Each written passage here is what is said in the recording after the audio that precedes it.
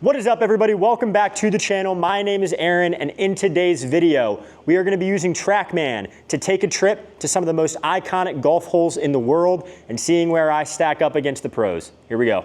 So to explain the rules a little bit, we're going to be playing 9 of the most iconic golf holes in the world. So some of the holes are just going to be really iconic holes in the game of golf, thinking like number 7 at Pebble Beach or the postage stamp at Royal Troon. The other holes are going to be where some iconic moments happened in recent memory. So think, number 18 at Pinehurst number 2 where Bryson hit his 50-yard bunker shot. If it's just a really iconic hole, we're going to take the scoring average from the last major that was there. So for example, if it's a par 3 and the scoring average is 3.1, we can make a par and still be on pace. If the scoring average was a 2.9, we got to make birdie to stay on pace. And then as far as the holes where there were specific moments like Bryson's bunker shot, we just got to make whatever they made or better. So Bryson made par on that hole, so we would have to make par or better. So I'll explain it a little bit more as we go, but it's going to be a par 36, and my goal for the video is going to be to shoot 32 or better, and I'll explain a little bit more as we go which holes I'm looking to birdie and which holes I'm just looking to par. One last disclaimer before you come for my throat.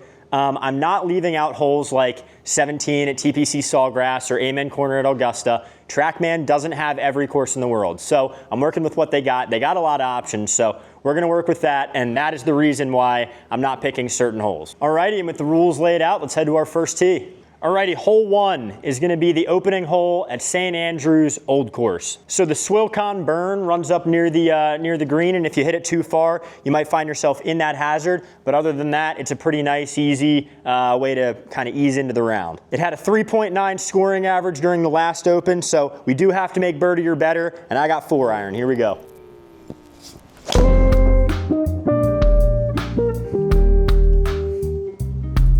Alrighty, it's a good start. Right down the middle.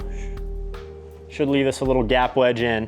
Alrighty, we got 115, a little bit of a hurting wind. We're gonna hit a little comfy gap wedge.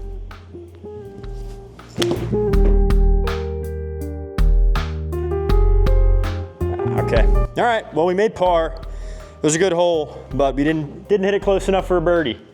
And that's what we need in this video. Hole number 2 is gonna be 13 at Valhalla. So Xander Schauffele birdied this hole on his way to shooting 62, which is not only a PGA championship record, but was also a Valhalla course record. This is a really cool hole. It's a short par 4 downhill to an island green. And yeah, we gotta make birdie again. So we gotta get moving here. Stay in the fairway. Stay in the fairway. Okay, all right, we're chilling. We're chilling. We should have another wedge in, and we should be in good shape. 123 yards in, should be another gap wedge, a little bit of a helping wind. Let's just hit a better one this time. Oh, be good. Sit on it. Spin back. Oh, that's a killer. That is a killer. We are 6 feet outside the birdie zone, so that's going to be another par. That's 2 back-to-back, not bad holes, but no birdies to show for it.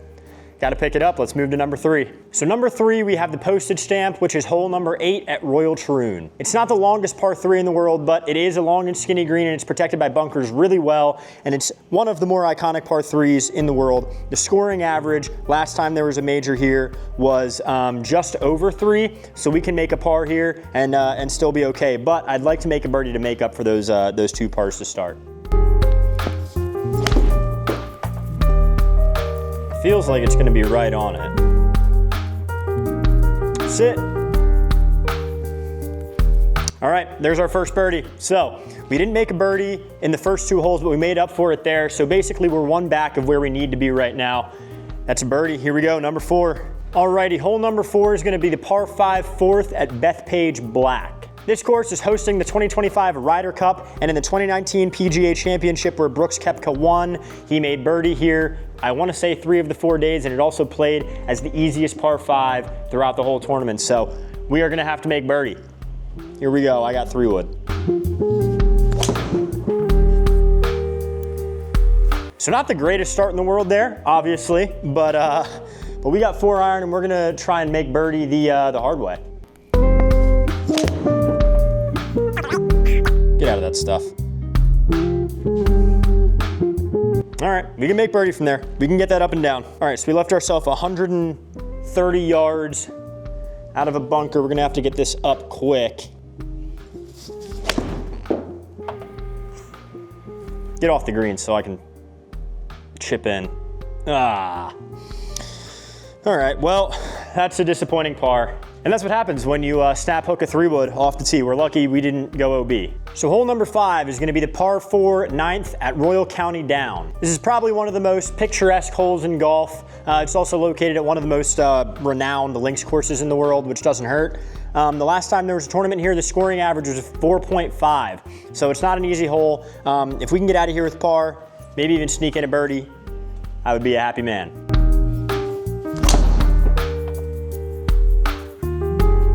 Get in the fairway. Stay in the fairway. Be good. Cool, we're in the fairway. We're gonna have, how far in? 157 yards. Dang, this is a pretty long hole. Alrighty, we got 160 yards straight up the hill, straight into wind. Here we go. Come on, come in there nicely. Go a little bit, go a little bit. Oh, another one that is just short. 13 feet, needed to put it to 10, but like we said before, par's okay on this hole.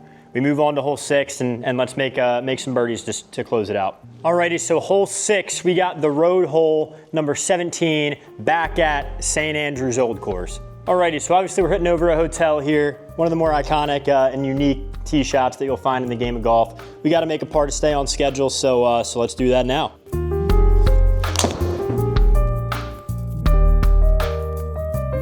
Alrighty, that's a good start.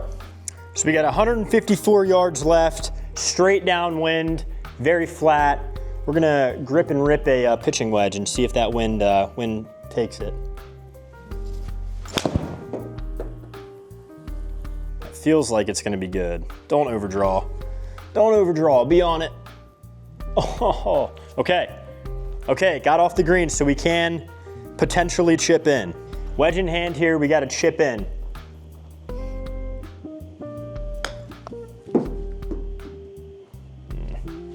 So unfortunately, we didn't even get it in the circle to make par. So that's gonna be our first bogey of the day, and that's gonna put us back to even. So our goal is kinda looking out of reach right now. We would have to go eagle. But hey, never say never. We're gonna see what we can do on these last 3 holes. Hole number 7. What else could it have been? But number 7 at Pebble Beach, the iconic par 3, looking out over the Pacific Ocean, downhill, usually very windy. And we got to make par to stay on schedule, but we're going to try and make birdie and stuff one close.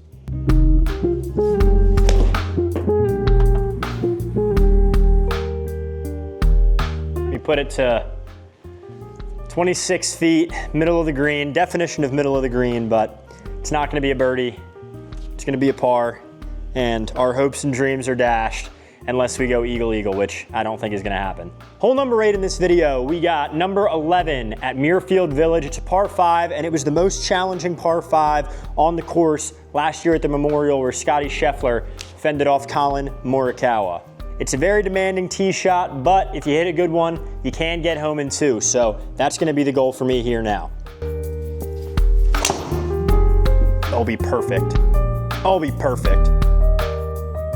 Not too much. Come on. Miss, oh no, we put it in the creek. I can't tell. I can't tell. We're in the penalty area, but I think we can drop for no penalty. All right, so we were able to play it as it lies, but we have a severe slope. It would be like a baseball stance in real life. It would be something like that.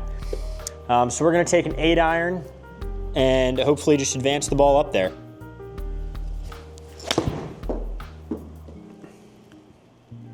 Yep, now keep drawing, Perfect, perfect, that's all I'm asking for. We're back in the fairway, and we're gonna have a wedge in our hand and hopefully stuff one to make birdie. 73 yards, we got a lob wedge in hand up the hill, gotta stuff one. That's gotta go a little bit, I think. Go! Now don't rip, okay. We made our birdie. We are 3 back with 1 hole left, and it's par 4. So we gotta make a hole in one. Here we go. So the finishing hole, what else was it gonna be? I teased it at the beginning of the video, but 18 at Pinehurst number 2, where Bryson captured his second US Open over Rory McIlroy. I'm gonna do my best to avoid that bunker that Bryson was in, but if I find myself in it, I hope to have the same success as him. Here we go. It's a good start, right down the middle. Hopefully leave us like a gap wedge in. Oh, we got a 320 out there, look at that. Alrighty, we got 131 yards left in, a little bit up the hill and a little bit of a right to left breeze. We're gonna go at a gap wedge here. That feels like it could be good. Oh, that wind is taking it a ton. Spin back off that hill. Story of the day. Put it to 21 feet, not a bad shot, but not within that birdie range.